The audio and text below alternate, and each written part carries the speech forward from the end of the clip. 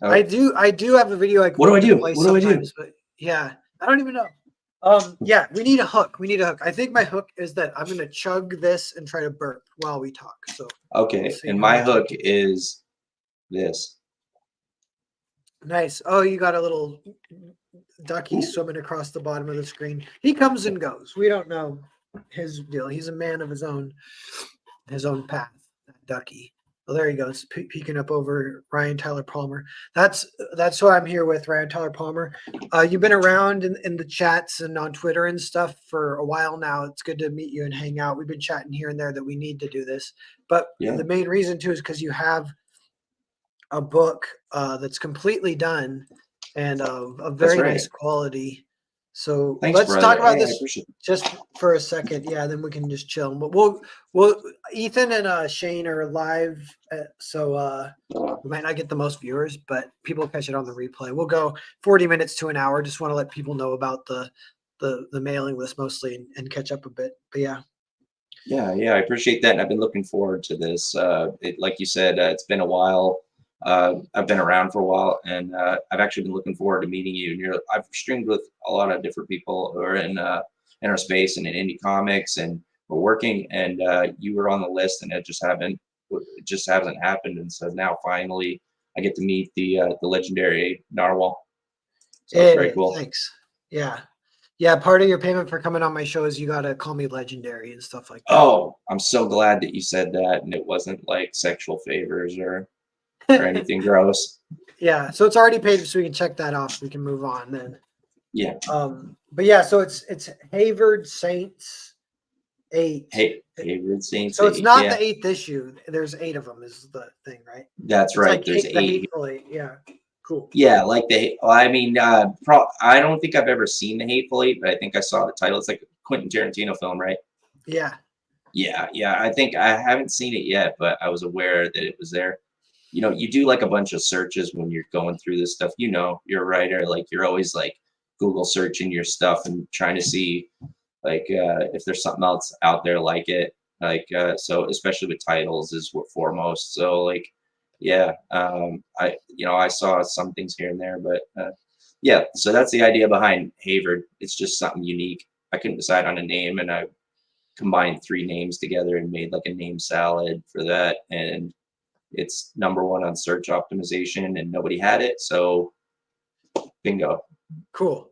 Yeah, Hayvard Saints 8. That just to be clear that it's not Hayvard Saints 1 through 7 that everyone missed, and now it's Hayvard Saints 8. Right. Yeah, No, you didn't miss there's the first 7 issues. yeah, there's 8 of them. Yeah. And There's that's 8 why years. that's why it's issue #1. Hayvard Saints 8, #1. Hayvard Saints 8, 1. For That's right. US. This is the big debut. I could have also said it that way. There's an opportunity. Hayvard Saints 8, big debut. You didn't miss 1 through 7. This is it right here, people. Step This up. is Step it. up. This is your foot in the pool. You know what I mean? In the Palmer pool. Yeah. You get to dip your toes in here, feel the water. What's for US? Is that just it'll be that's the acronym. It's the name is actually ridiculously long. It's Hayvard Saints 8 Federal Offensive Responders US, and the acronym is Federal Offensive Responders US is for us, and it's the title of the first issue, and so it has a double meaning where it's for us in the comic book obviously has significant meaning in the story, and it's for us because it's for comic fans like us. I'm a big geek. I'm a nerd. This comes from my passion. This writing comes from my passion. And this title specifically, as well as everything I love about culture done my own way.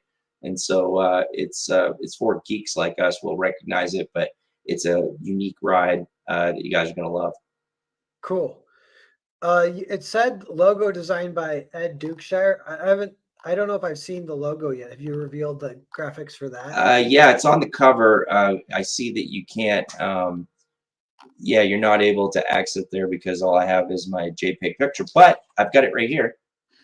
Cool. We've got the finished book, and so you can see the title logo there. Oh yeah. Cool. That Hayvard looks sweet. Saints 8 Federal Offensive Responders U.S. Division.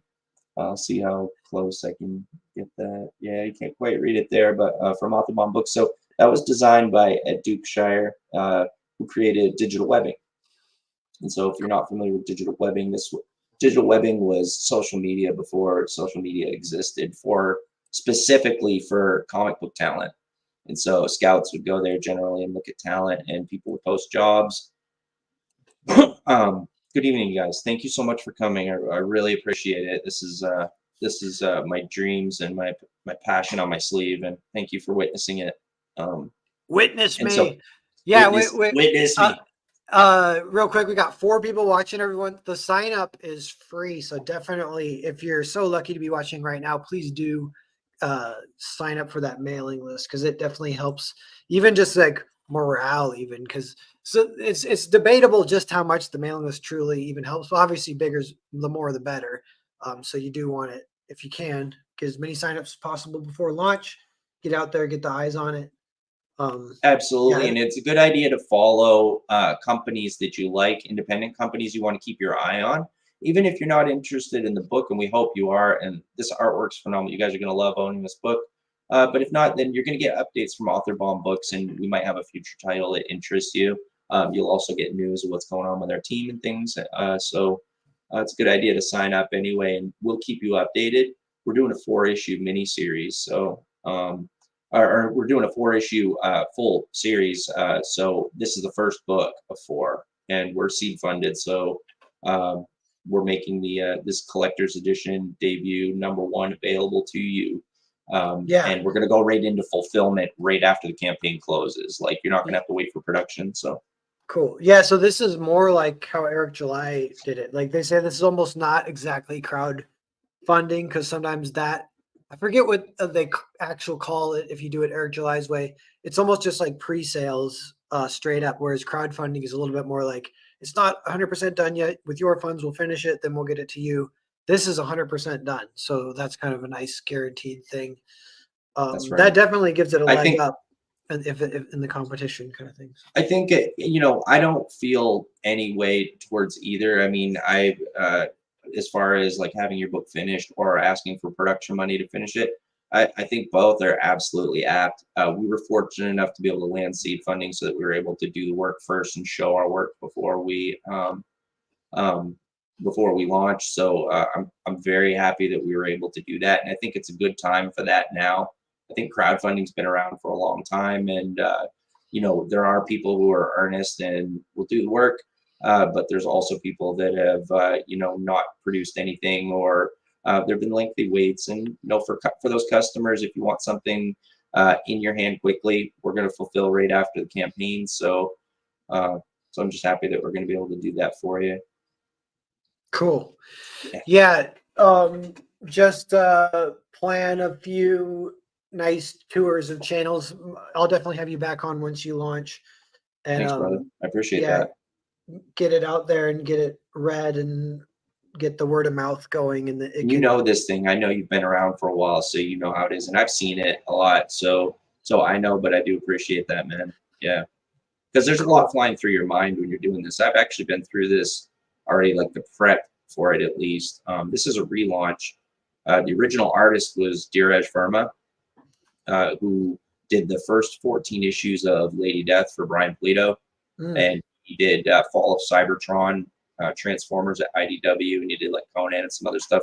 He's a studio friend, and he was the original artist on the book. So this artwork here is from Dheeraj Verma, and unfortunately, we launched and we were doing the mailing list, and he got COVID and didn't make it. He developed pulmonary fibrosis. He was 50 years old. He passed away. And he passed away the 7th of June, and we were launching the 8th. And so we set a delay. I was waiting for him to recover so that we could continue with the campaign. And he was unable to make it. As you can see, this artwork is gorgeous. This is the last work of Dheeraj Verma. He's a 30-year comic book pro. He was also credited as the first Indian native to work professionally in Western comics.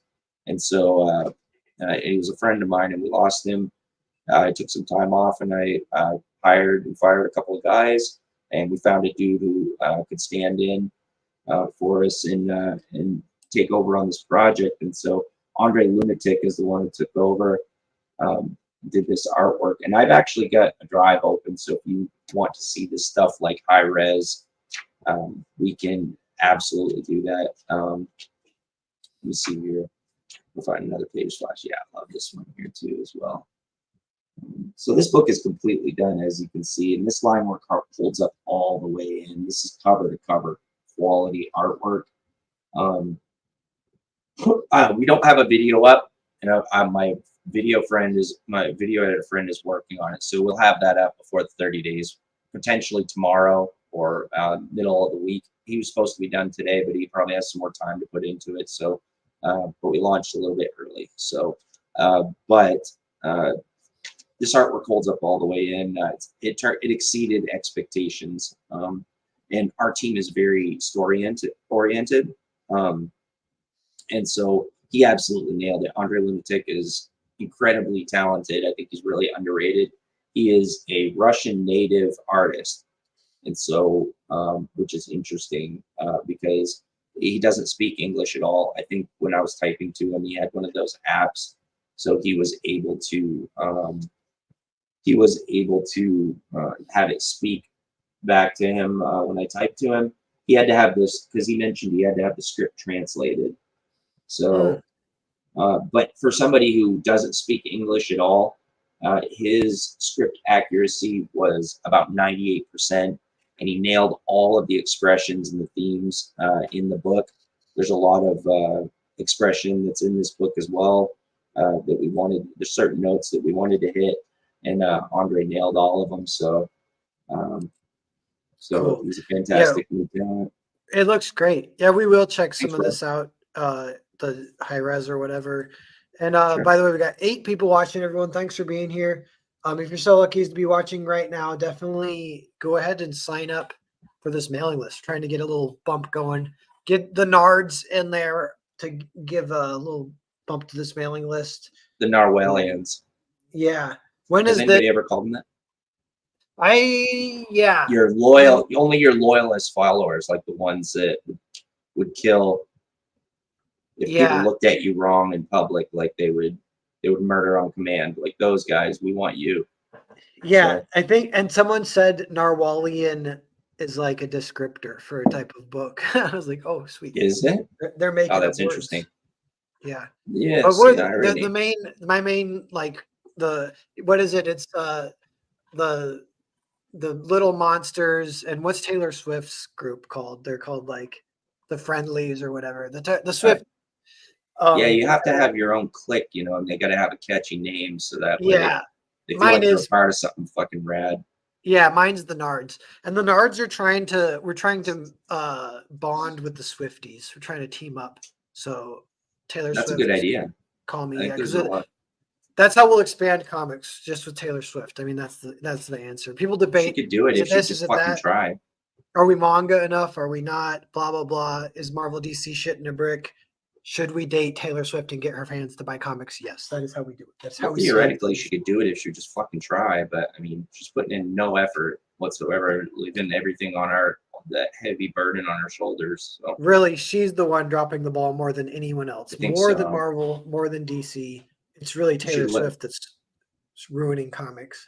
She let me down personally, but she let everybody down. I mean. Yeah, and that one lady picked up an oar. The Game of Thrones lady, she wrote that book about the girl swinging from her own armpit hair. Like, we need more of that. yeah, that's what we need. Well, we need more of all of that, like more female armpit hair and more people swinging from female armpit hair. So, yeah, with some of the like cultural rot or whatever, like wokeness. I'm just an accelerationist. They're like, they might make James Bond like a gay girl or whatever. I'm like, please do. It'll just be hilarious. Like, just make them all gay girls. I don't know. Yeah, let's just spoil all the legacies. I mean, they're doing such a great job so far. Why would they? It's just funny at this point. Like, it's literally like heartwarming how funny it is. So like, please do. It's just like really. It's become a trend. Like, it's become a trend, and it's actually more popular for people to talk about how grossly bastardized these IPs are than it is for people to actually go and see. Everybody goes to see the film and it's good, and you don't hear anything about it. And then It's Yeah. like so much advertising. Like more people are going to see things to laugh at them than they are to go see something that's actually genuine, which is Yeah. crazy. I do feel more comfortable. This is one thing I do love about Comicsgate, but it it feels right now like an all-time low for self-censorship for me. Like I feel like I could do whatever I want. It's very freeing, even in my own comics. Like if I wanted to do something edgy, I could. I don't know if I dabble. If off the top of my head, I'm not even doing that, but just that the freedom is Mm. there feels great. And it is like it kind of gives you the feeling like maybe wokeness is like pendulum swinging back sooner or later. I don't know, but Yeah, and ultimately, I no, I feel you on that, and that was the appeal for me in the beginning as well, because as I mentioned, like I started over on digital webbing, and our studio is a freelance studio, so I talk with other professionals, and I was reaching out to professionals when you're first starting, you're hungry and you want advice and you want to learn, you want to be a part of the community, and doing all of that, and I'm just like, there was this thing, this unidentifiable thing about it that was irking me, and it was like these posts that people are doing. It was just the emergence of like the SJW narrative and like social politics, and all of these posts just look like it just looked like insanity to me. Like, and I'm just like, what in the fuck is going on? Like, these are the people that are writing this now. What's happening? Like before that point, I hadn't paid close attention. It was just starting to change. And you're just like, what's going on? What happened to the respectable creator that was like the role model and the person that you see that you're used to? And I'm like, okay, so it's outside the norm, but they're just posting this crazy shit. And and I couldn't figure it out and I couldn't identify it. And I came to the conclusion that I wasn't going to be able to pursue a career because um, I felt like I'm a genuine person and I don't want to try to fit in with these people. You know what I mean? It didn't feel right, and I'm not the type of person that would try to fit in to try and Mhm. get a. So I'm just like I felt really lost, and all I had was like these studio guys that took me under the wing, and so I started working on my own, and then and then they start posting like stuff like Ethan Van Sciver is the Antichrist, and like the Comic Gate is the devil. Like they're fucking assholes. You don't want to see that, and again, like I'm not the kind of person to just take someone's word verbatim. Like I have to see things for myself. So I'm like, come on. I'm like, how bad can it be? I'm gonna go check this out. They're making comic books. What in the fuck? What are you guys Mhm. talking about? Were there Nazis? Like what the fuck does that mean? Like are they actually like, you know, are they a part of the right? Like what do you I didn't understand. Came over for Yeah, myself and saw it. And to my sorry, I didn't want to overtalk, but just my point was that I got here and the appeal was making comics on my own terms. It's just like what you said, like being able to make a comic book and not be beholden to these people or a corporation or an editor, and know that I have the confidence to be able to make something and express myself with passion, and that I'd be able to do it on my own terms was very exciting. And that people wanted it, that there was this fan base that would appreciate something like that. yeah, yeah. And there's a point where when it starts, it's like a war, and now it's kind of like it's not exactly a war. If it is, like we've already won, but it's like we're just waiting. It's like delayed or whatever. But Mm. I say we're like fourth dimensional beings, and like the mainstream is third dimensional, so they just can't even see us really, or and it's not really their fault. And Yeah, that's and the kind of thing it's gonna like work out. Like there's so people, many dynamics going on with it too. And that's interesting that you mentioned the culture war, because there's aspects of the current culture war that we won by making our statement and being correct. And we're starting to turn the corner, and like more normies are starting to realize what's going on and be aware of it. But there's also aspects where we lost, where like there's still a lot of SJW and social justice being expressed in mainstream comics and Hollywood still. They hold all of the corporate positions and all the cards, like essentially, and that's why our entertainment is like in complete fucking shambles, and that's why uh, we're getting this entertainment that we're getting now. So it's like it is a battle, because and there's many fronts of the battle. Like there's just a lot of aspects to it that people are still trying to find work and struggling because there's social politics affecting the workplace dynamics, those type of yeah, things. So other people who are coming up, and it won't stop. Like it's not just you or me. Like I've had work canceled. I've had doors slammed in my face because of this shit. You know what I mean? And for standing up for what I believe in. I lost work and real money and had work plowed under, work that was refused. Like I had this one gig I was working for 2 years on tabletop gaming. That's where I met my editor, Ed Greenwood, who was the editor of this project, created Forgotten Realms. He was working over there too. My work got plowed under. He got ghosted throughout all of this. Like when the mob went after them, they went after all those old creators and like fucking called them cis misogynists because they were writing genre fantasy fucking 30 years ago. It's like, what the fuck? You know, making them put warning labels on all the old D&D content. But you know, my work got plowed under. I went to my boss and said, well, if you're not going to he told me he wasn't publishing it, no problem. And I was like, well, hey, no problem. I'll publish it under my startup. I'll buy it from you for what you paid me to write it. And he refused.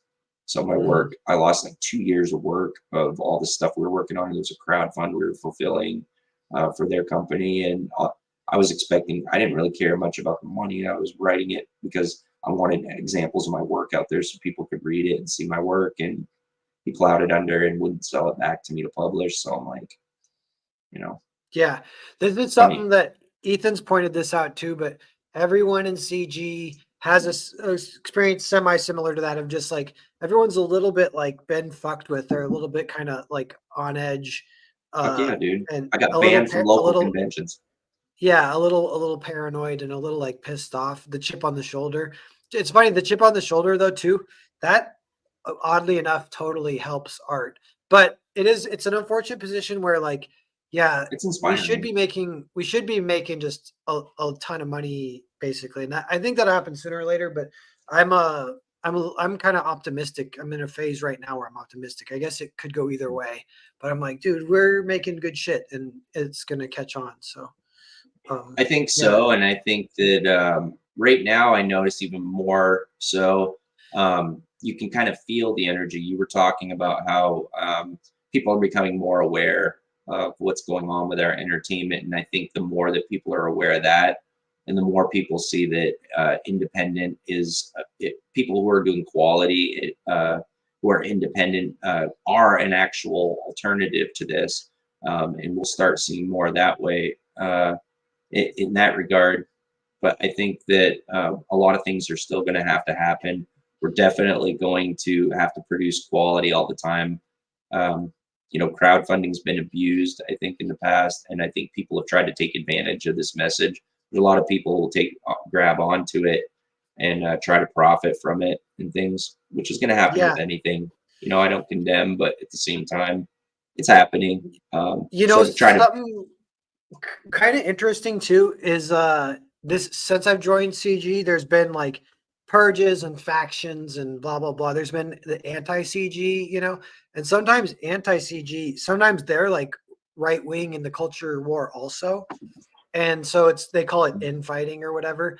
But some of it's made me, as I look back on it, I'm like, oh, like political alignment is not even the best like determining factor for like friends. Like, and I think this is like I'm only coming to this kind of recently, but I kind of like where it's leading, where I'm like, oh, we're getting potentially back to like individualism, back to like anecdotes and just like trusting your gut and like being a day walker, having friends in all spaces. Cause it's only just two facts. Is one, it's like SJWs suck, but they are kind of the minority. There is like liberal Democrat people that I think are just fine, including some of my close friends. right. And Well, yeah, then absolutely. I feel the same way.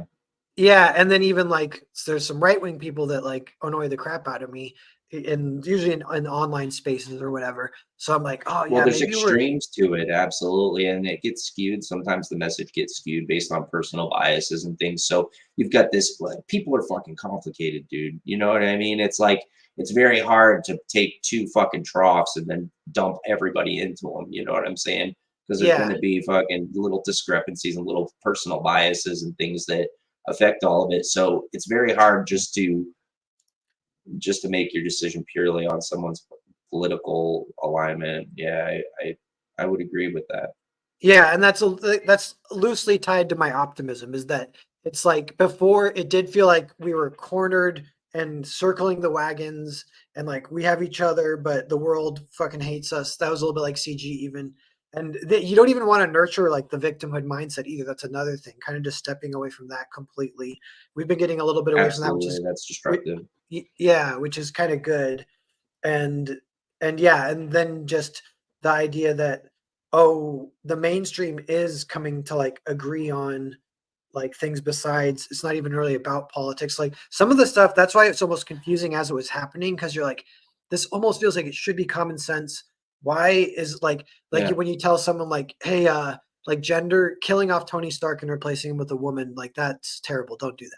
Like that feels like it's just they, bad writing. It has nothing to do with politics. It's just bad. yeah. It's bad business. Like it's like, it's incredibly stupid. It's like if you have a winning recipe, then you're just going to decide to just change it. Like if you have a winning money making recipe and something that people enjoy, you just completely spoil it. You just throw something that doesn't work into it, and spoil it for no reason, or maybe it's because it's your own personal taste, I guess, but which is fine because you like it, but at the same time, like you spoiled the soup for everybody Yeah. else who did enjoy it.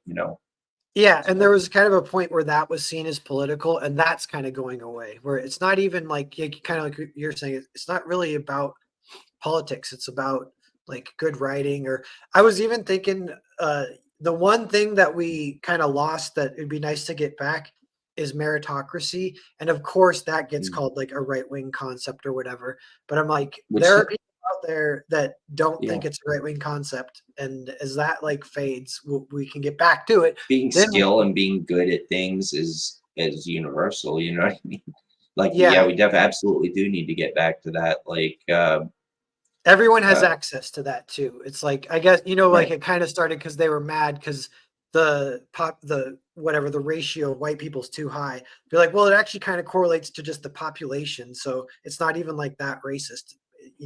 If you have like, if it's like two like super talented black dudes and seven talented white dudes and one talented Yeah, woman, it's not yeah, that's it's like, not like you need to balance it because then it's an imbalance based on the population, just based directly onto the population, and most of that yeah, doesn't that matter anyway. If we're just a meritocracy, it should just be solely on the work. It should be blind as far as all that other everything else. It doesn't matter. All that matters is the work. You know what I mean? yeah. Yeah, early on, some of the assholes that were throwing Comicsgate under the bus, one of them kind of like a little bit what you were saying, like I had some contacts in the mainstream industry that were kind of like pen pals, and I appreciated it at the time.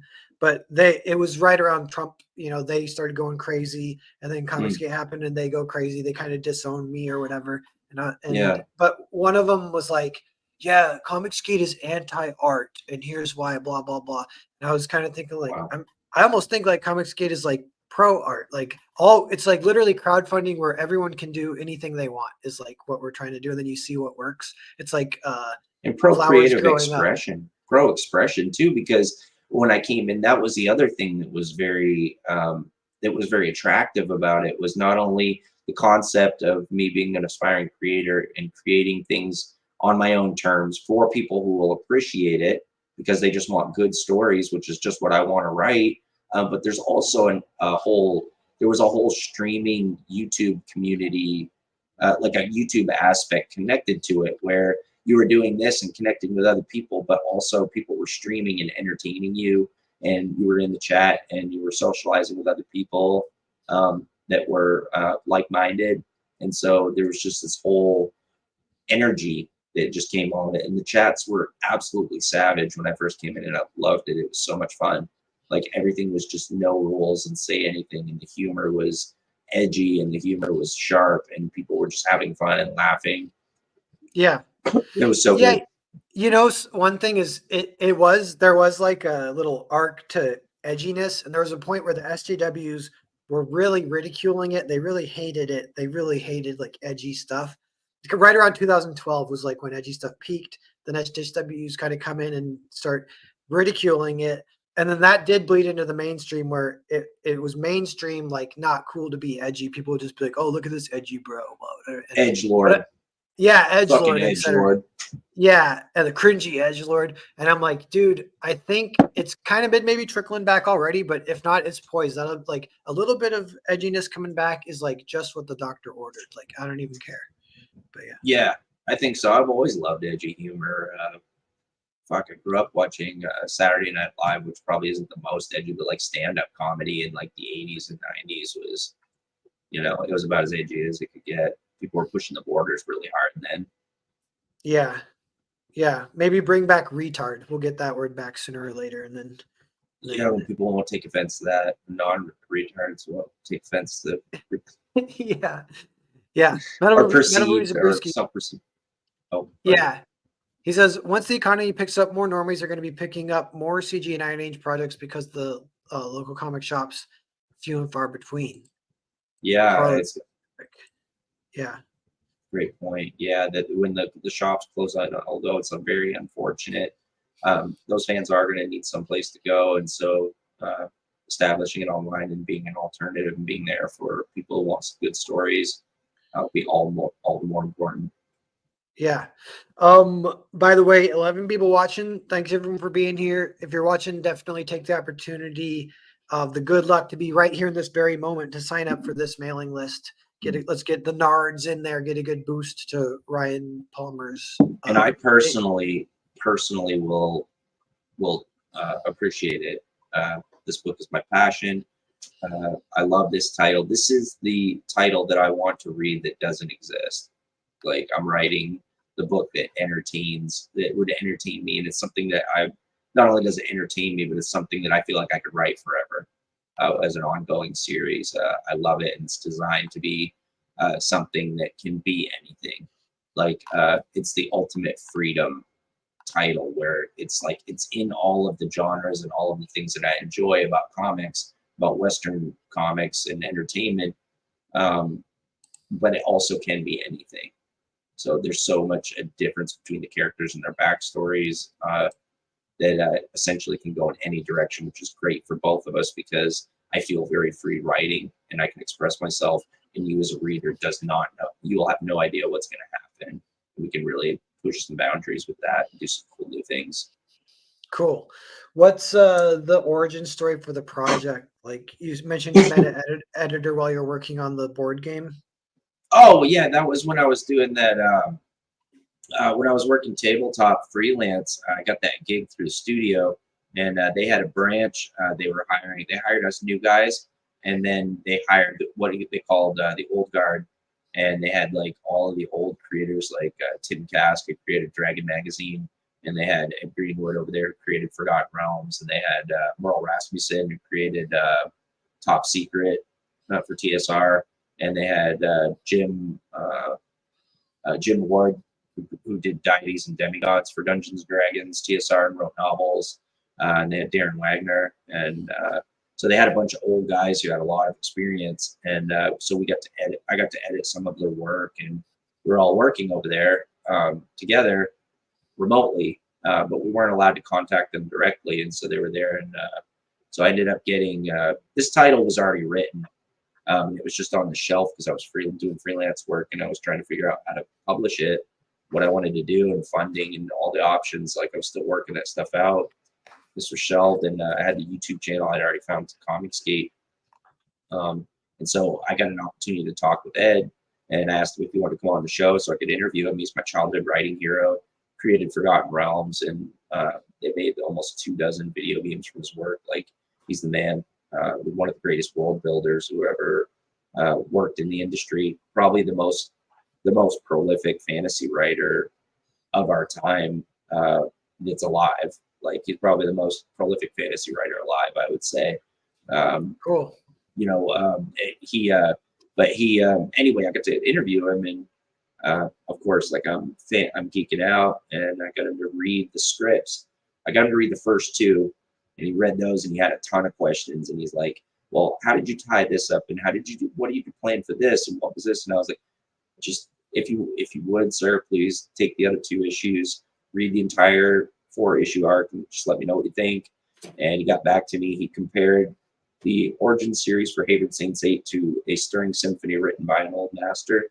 I asked him if he'd give it to me in writing for the backers. I'm like, that'd be great if Ed Greenwood would vouch for the story, and he did. And then I talked him into jumping on, asked him if he was free, if he wanted to come on as an editor, come officially on the team, and he agreed. And so, Cool. and for the record, all my guys are paid. Ed Greenwood refused to give me his PayPal. He refused to take pay, and I'm not sure why. But it was like this just weird honor. But it was also like I wanted him to give it to me. I wanted to try to get it from him later, just make him take it, and he wouldn't accept anything. But he did say that if we do really well with the series, that he'll take a box of Cuban cigars. I hope I hope it's not illegal. I hope I can send them over to him and not like I don't have to smuggle them over in my ass or something. Like that would be awkward, you know. I mean, I've never done that before. The box has sharp corners. So has he become a bit of a mentor? He's been great. His insight has been amazing, but we've just had very cool conversations about creativity. Ed's amazing. He loves his fans still. He still works independent, works freelance, and he's been an inspiration and had lots of insight, but not so much as a mentor. He's never tried to deviate me from the story that was there. He has always just conversed about what's there for story elements. We've just talked about him like dudes. He's amazing. So nice. So that's where we were at that. He never tried to mentor me or tell you, you know, he worked his job as an editor. He fixed the, you know, typos and things. We went over story elements, but mostly he was just very inspirational and had a lot of good insight. Didn't try to change the story in any way. He liked it the way it was. So cool. How did you get into writing? Like from childhood, or did you go study it in college or anything, or what's the story there? No, actually, you know, I mean, I played Dungeons and Dragons growing up, and I loved to write, and I did well writing in school. I actually had to drop my college writing class. I was because just some differences between me and the professor, so I quit 2 weeks in, so I didn't have to pay for the semester because I felt like I was going to flunk this class. I was a CIS major, and I played hockey. I was captain of the defense, the hockey team in a hockey state. So I love playing. I loved contact sports, and I love music. I went into college for computer information systems because I wanted to make my own music videos and do CGI, and I also wanted to make my own video games. So the creative thing was always there from an early stage. I loved making stories and dungeons for my friends and playing Dungeons and Dragons. I'm an avid reader. I love reading novels and comics and everything I can get my hands on. I had a lot of books in my house. My dad made me read the special edition hardcover of The Hobbit that he bought before the movies came out. Like he remembered it from when he was a kid. So my dad was a huge geek and was always feeding us books. And it was to his taste. Like he was an avid Marvel collector, a big nerd, a big Trekkie before Trekkies were a thing. Like, so that was kind of passed to me. So that whole combination and his love of culture, my dad's love of culture passed to me. And then coming up and knowing that I wanted to create and do something in a creative medium, but just completely lost, never really figured out exactly what clicked. Took so long. And then I started my family. I was 30 or so and went into a film and saw a film, and I hated the dialogue for it. I felt like they blew the climax, and I was walking with my wife arm in arm. We were going back to the car after the film. I remember thinking to myself, like, I could do better than that. And people say that all the time, and I've said it many times. And just for some reason at that moment it clicked, and I was at a point in my life and I'm like, you know what? If I tell myself I could write better than that and I don't do it, I'm a fucking pussy. Like, and that was probably like maybe my dad. My dad was like that and would always laugh after. You know, he's the type of guy who would be like, you know, yeah, ask that girl out. Don't be such a pussy. You know, laugh at me, type of thing. Always trying to get me to be outgoing and things. But that was just him. But yeah. So anyway, that's what sparked it. And I wrote my first novel, which was a 300-page novel called Age of Armageddon. And this is an adaptation of that. I added some extra characters, and so I just kind of the novel didn't do well, and so I just created some more characters and embellished in that story some more and explored it some more, and then came up with this story, which is like a spin-off of it. And so Hayvard Saint is the adaptation of that. Yeah, cool. That sounds cool. That's a cool little yarn there about your kind of the lore for Ryan Palmer origin story. Real quick, Richard Lasor says cheap digital books would be the most effective way to break into the mainstream. There's a lot of competition for fan dollars. Exposure is key to grow organically. Yeah, I haven't done that yet, but I've been kind of meaning to set up a digital store to pick so people can pick up. But I have noticed if I do a Indiegogo campaign and offer digital, it's funny. It's like at least within Comicsgate, it's super low. Like you'll get like one or two digital sales, and then you'll get like hundreds of physical sales.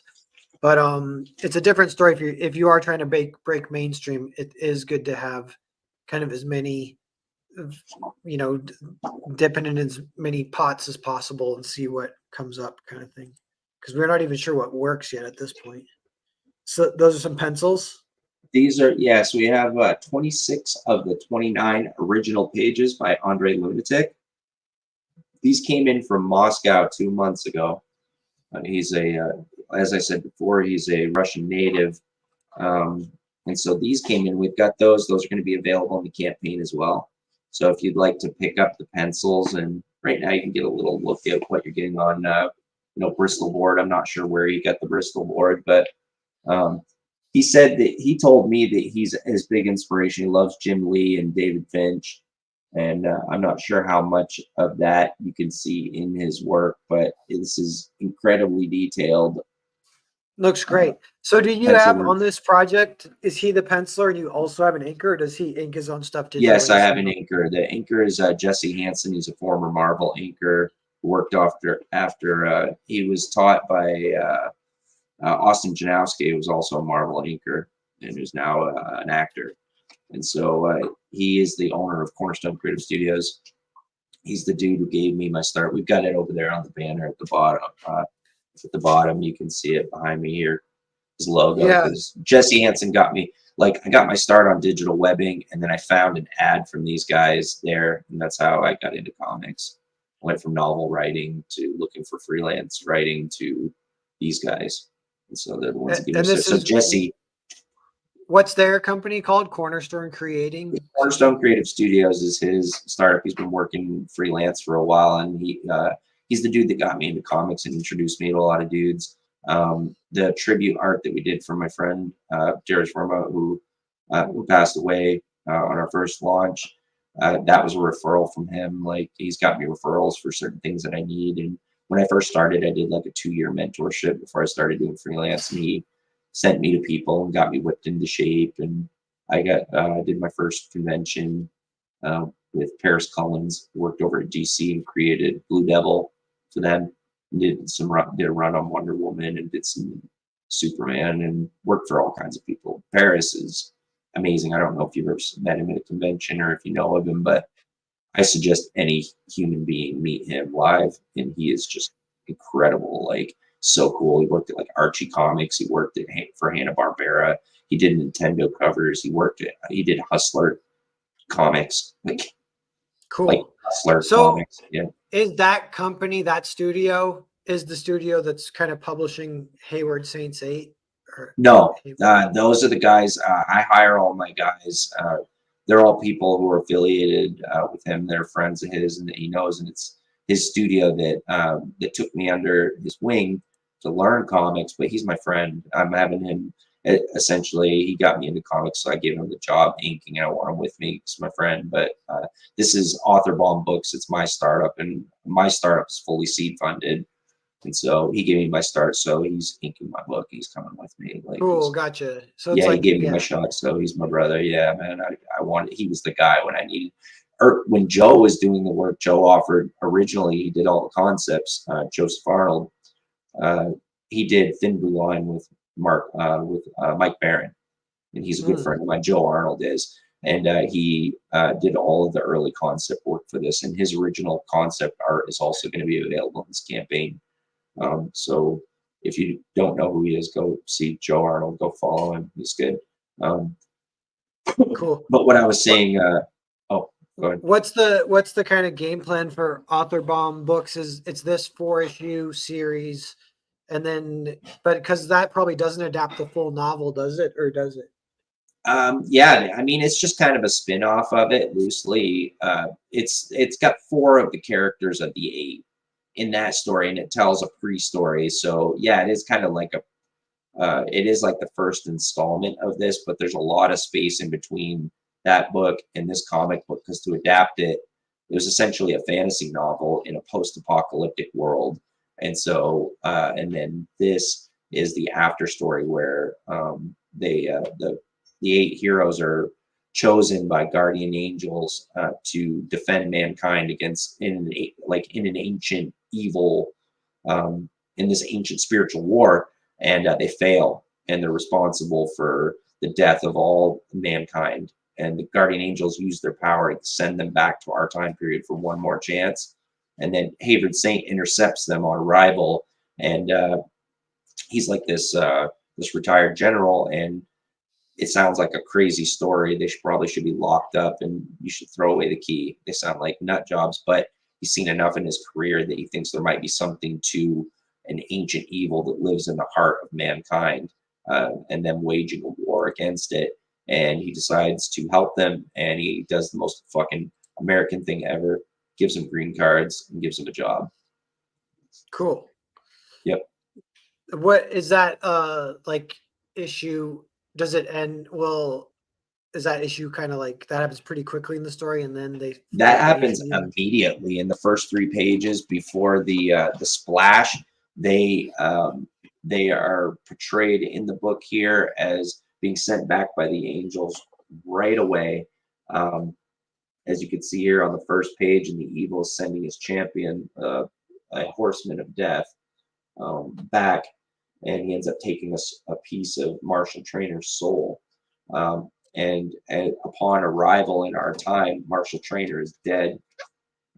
He's portrayed dead here on arrival in this top panel over here, right here, and then he rises again, and Cool. so that's I don't want to tell too much of the story, but the idea here is that they're intercepted on arrival. It's an anomaly. The people in this time period have witnessed a miracle, and these heroes are carrying a burden of failing mankind, and they have to face this evil in this time period and try to save us. And it's nonstop action. Um, this book is cover to cover quality, and it's a dire sprint through heroism that we want to redefine, and it's a story that I wanted to tell. There's nothing wrong with developing a story and having a long payoff, I guess, over a series. But these guys start out right out of the gate as seasoned heroes who just failed, and they're carrying that loss, but they are full-fledged heroes that are ready to fight the greatest evil mankind has ever known. And so this story starts right off the bat as they go right to work. And that's a story I wanted to tell, and I'm able to tell an exciting artistic narrative and dialogue and develop these characters that I was told by Ed that I have that the characterization shines. Able to tell that story this way at a breakneck pace, and then develop the series into its climax. And so that's the way we wanted to do it. And that's the way I wanted to tell this story. It's a Cool. comic book. You know what I mean? I don't want to. I mean, there's nothing wrong with that. There's nothing wrong with a long drawn out story, but I want it to be like a visual feast on every page, and I want it to be like blur breakneck pace, and it is that all the way through the end. A ton of Cool. action in here, very dynamic. Those guys nailed it, and so yeah. Nice. I just thought of something with Hayvard Saint. So you mentioned, did you say he's a general in the U.S.? He's like this retired general, yeah. Okay, cool. Yeah, so that is like a type of name. That's like there's like a cool like I forget like a category, but it's like Hogan's Heroes or what's the one that Yeah, like Hateful Eight is based on The Dirty Dozen. It's The kind of Dirty like that. Dozen. Yeah. Yeah, I love that film. I remember that as a kid. I don't remember any of the details of it, but I remember as a kid watching it, loving it. But Yeah. it's yeah, it kind of feels like that when you say it. It just kind of rolls off the tongue, I guess. But you get that feel that it's a group title. It's everything I love about group titles. it also has a lot of fun to it. The characterization is designed so that these characters are all very different, and we were able to portray them as such. So it's going to be a dire sprint, and there's a lot of action, but they're all very different. There's comedic relief. There's a lot of spots in it that are just fun and meant to make you smile and be silly maybe at times. And so I think we hit a lot of all the notes that we wanted to hit, and it's going to be fun. It's a real comic book. It's PG-13. You can let your kids read it, and you can read it with them. And I think there's enough in there that you're all going to find something that you can enjoy in this book. My boy, I'm a father. I have 3 boys. I'm turning 42 next month, and I've been a dad for almost 2 decades. So I have a kid at college. I have a teenager, and I have a 4-year-old who's nonverbal autistic. And so my teenager read this book when I got the proofs. He actually peeled off in his Call of Duty, and he has a VR headset, and like he's always doing like guild like shoot 'em up games. He's always loved guns since he was a kid. Every Halloween he's some type of soldier or SWAT or something. And so he loves that kind of shit and this kind of shit, like I do. And he read the book, and he said that his favorite part was the action, which is right on target. He's 14, and so he's right in that target demographic. And he said Ultra Ghost was his favorite character, which is great because he's the leader of the group, and it also features him getting his powers in this issue at the beginning. And so yeah, so definitely Cool. share it with your family. You'd be proud to own it. Share it with your friends. There's not going to be any woke ideologies in it. We're just trying to tell a good story. So And did you say it's 29 pages total? First issue? Yes. First issue is 29 pages, and there are 6 pages of bonus art, which is the 2 spreads and the letter. There's the 2 spreads and the let's see this page here. The tribute for Darius Verma by Bart Sears. Bart Sears is the artist who did the tribute for Darius Verma here. I felt like, he was my friend. That's a buddy of Mike Barron, I think. I'm trying to remember, but yeah, that's cool. Oh yeah, Bart Sears. Yeah, absolutely. Everybody knows him. He worked over at Hasbro, and he was a teacher at Kubrick School for Illustration. And he worked on DC. He worked on Exo Manowar, and he worked on Turok. Nice. And Looks he did great. like a bunch of good stuff. But yeah, this turned out great. This original piece of art, I have that as well for that piece. But this is a collector's edition, and if you're a collector, it's essentially a historical piece as well. The reason why we had Bart do it is because when Darish and I would talk about comics, we both admired him, and he mentioned him. The reason why we got on that subject is he mentioned Bart specifically as an influence in his 30-year dedicated pro career. So it had to be him. So it had to be. So I got a referral and talked to him, and it was hard. I had to wait for a year for the commission to get it to honor my friend. And his daughters also contributed to the campaign as well. There's a lot of cool aspects to this. We got a deal with a publisher in India. We're going to have it translated so that his daughters can represent their father in the con circuit over there. They were very proud of their father, and he loved Western culture. And he also loved India's rich culture, and he wanted to bridge those two together. And he wanted to help improve the con circuit in India, which is booming now. So I reached out to his publisher friend, and we swung a deal. And he's going to have it translated. So, by you guys not only by backing this, you're going to get the coolest fucking book in the industry. And I shit you not, this is the coolest book. But it seems hard to imagine it because you're here in this indie space seeing it, but there's nobody that's doing a book like this with this much experience. We're ranked #1 global on collective publishing experience on this book. Not only are you going to get this, but you're also going to be helping with that dream where Darius passed on and wasn't able to finish it. We'll go ahead and make it happen. We're going to make this available international release. So we'll be supporting that. Yeah, sounds good. When does it launch? I can't remember if I asked that yet. 30 days. We just launched this mailing today. So you'll have time to sign up, and we'll keep you updated on any changes to the content. All of the extra content that we're going to add to this campaign is going to go straight in the book. So we're just going to fatten your book up as far as our stretch goals. And we'll keep you updated on those. I have tons of hires. We're super deep. We have enough. We have 11 titles that we've collaborated on in our studio. I own 2 of them and wrote 2 more, so I wrote 4 total. All have 4-issue arcs ready for production, but we're deep enough to be able to do all 11 titles simultaneously in production. And that's author Bomb Books. That's me and my friend, his studio, the freelance guys that he's met over his time going to conventions. It's mostly him. He has a Rolodex of dudes that he knows that are freelance, tried and true. A mix of guys that have decades of experience to guys who are very new but have the talent to be able to do professional comic books. And so just a lot of dudes all across the board. And so we're super deep. So, the sky's the limit. Like, we could go into heavy production. It's just going to depend on how much of a demand there is for not only the books that I want to present, but also, if the market is buying, then we can accommodate. So, we'll hire some guys to add some more art. Did you say you're launching in 30 days? And so this is available for 30 days and then you're launching? Okay.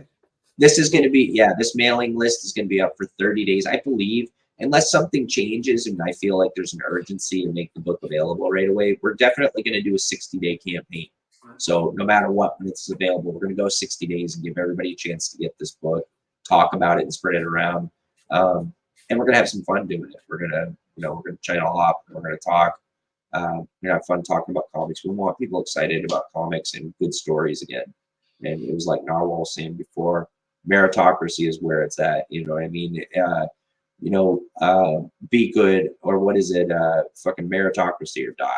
I think the way I look at it, it's all right to learn and everything, but as far as this point we're at in the culture and what we're in dire need of, I've heard other creators, Ethan and Skyver, for example, is very well known, has been talking about it recently as well, that the focus for Western culture should be to be a meritocracy and create good books, and start pushing towards that direction where we start working into media.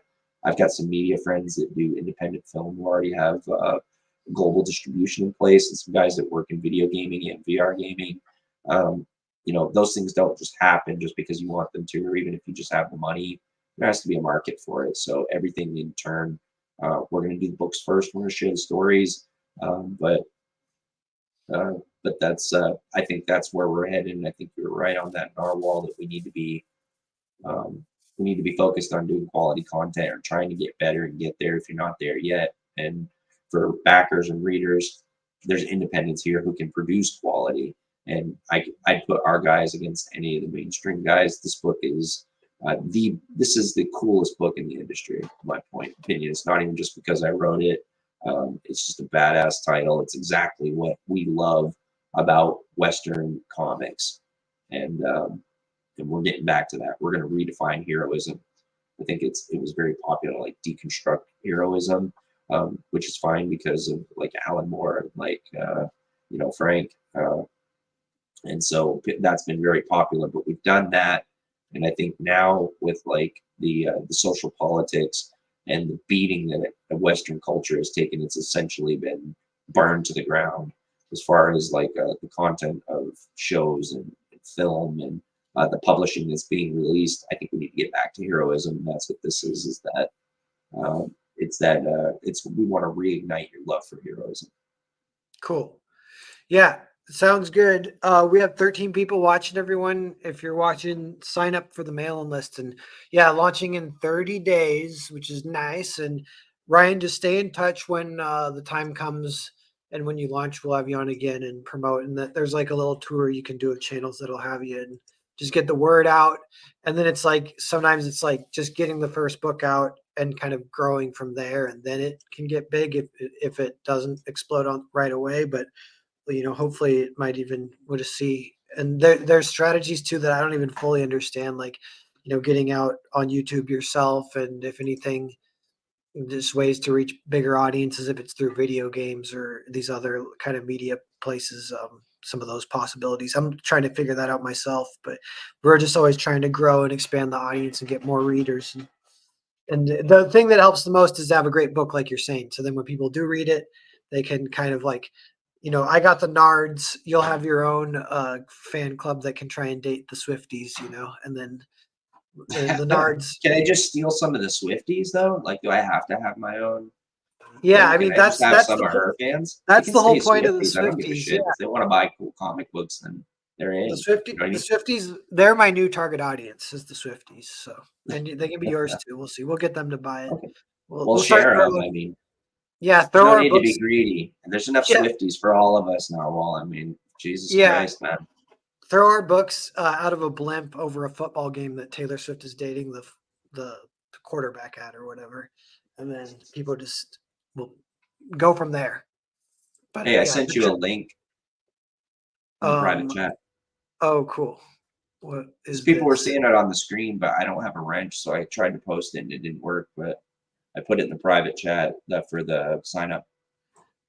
Oh, cool. Yeah, yeah. I have it in the description to the video, everyone. So Oh, did you? Oh, I didn't know you put it in Narwhal. yeah, I think You fucking slick bastard, you. I had yeah, no it's idea. You it's stuck sometimes that in there. I didn't even know.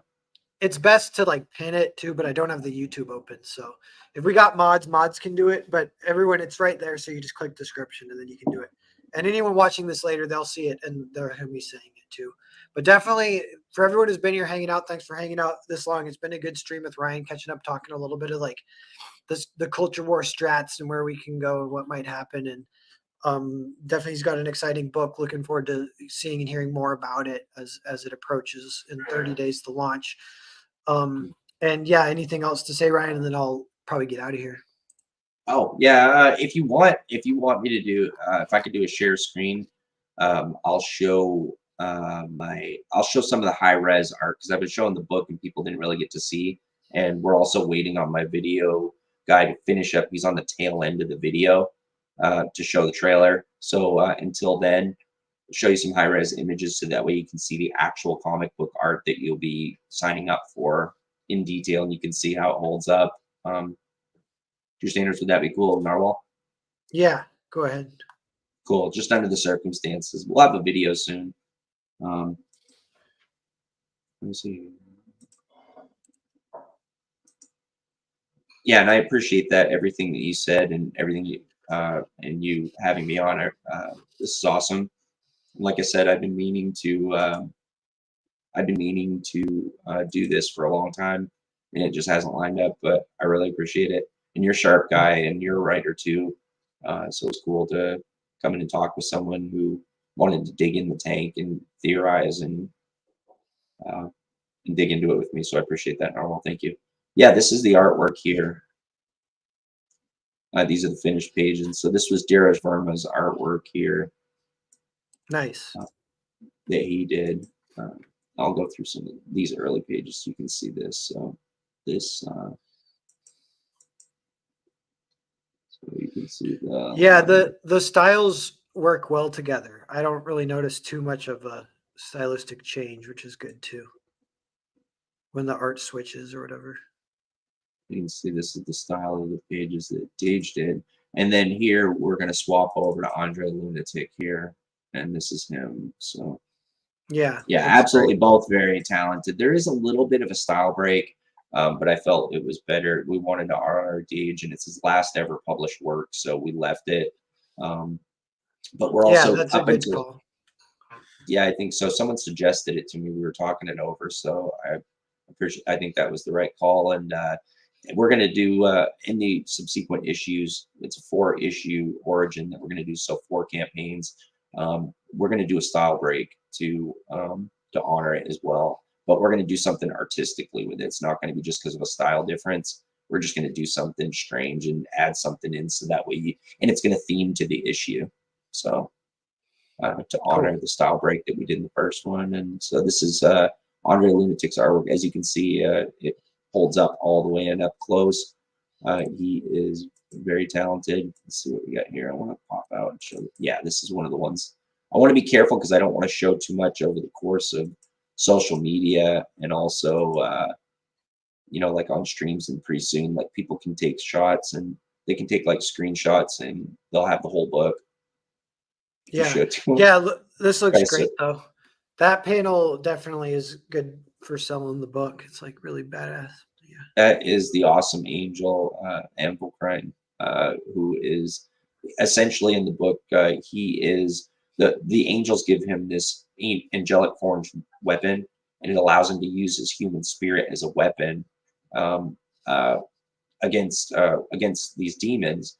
And there's a betrayal that was in my original novel that we referenced throughout the book, throughout the comic book, that his father betrayed him and he was fused with this weapon. And so now the angels are stuck with him. He was given at that time, given the weapon because he was the best choice for it. And now that this betrayal has happened, instead of dying, which was supposed to destroy the weapon and him, they were fused together and he survived. And now the angels are stuck with this savage who they've given this weapon to. And so that's what he is. That's what he represents in the story, is this chaotic, uncontrollable, um, living weapon. And all of the Cool. hopes rest on his shoulders. And so they all have to work with him. And he's just got that strangeness to him. He's very savage and he's very attuned with the weapon that's inside of his soul. So he's always speaking to people through it and how he feels because of it and what it's telling him.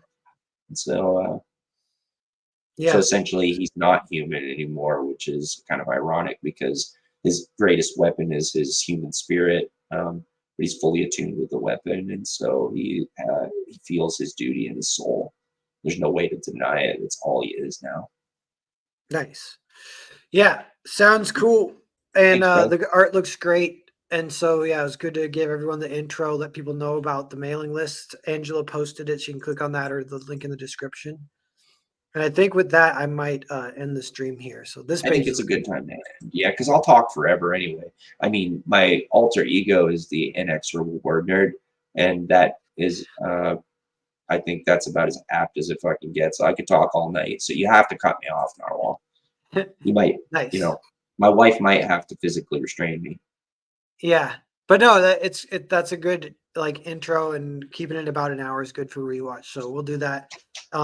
And everyone, yeah, thanks for watching. Everyone who's been here. It says 8 people watching right now. Angela, Richard, thanks everyone. Metal Movies, Brewskis. And I And recognize all these names from the chat and everything. People who've been loyal to Comicsgate, to the cause, and everything. And I appreciate you guys coming and watching this evening and checking out my book. Thank you. yeah, no problemo. Yeah, and with that, we'll end it. I don't have an ending video, so I just click it. I click it.